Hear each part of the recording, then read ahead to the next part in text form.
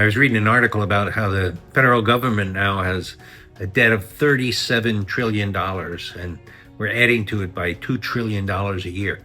Those are numbers that are kind of hard to even contemplate, no? Trillions of dollars in debt. And now the debt has grown larger than the gross domestic product, right? That was always kind of a bellwether.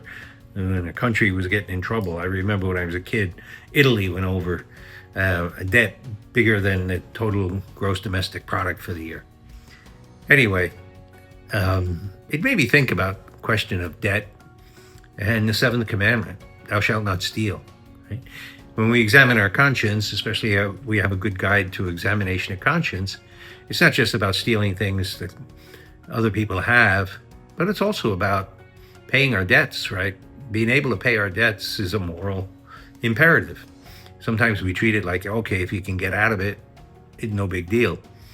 But we do have a moral responsibility to pay our debts. And I think a lot of us fail there. We just say the government's worse than we are, but the important thing is that each of us act with integrity and honesty with regard to paying our debts.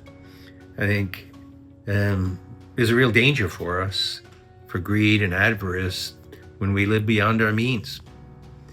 When we borrow money kind of recklessly, or we get on payment plans and we wind up, acquiring things that we really can't afford.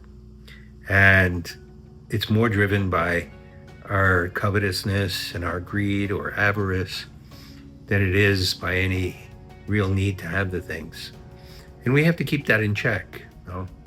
A lot of times we, buy a car that we can't really afford. I heard somewhere that the average car payment is getting toward $1,000 a month. Maybe we're buying cars that are too expensive and we ought to buy something more modest or a used car. The amount of money people spend on tickets to go to shows and sports and entertainment is probably beyond the means of most people. And then there's the whole gambling world as well, where in the name of entertainment, we're really feeding our greed to win and get more money.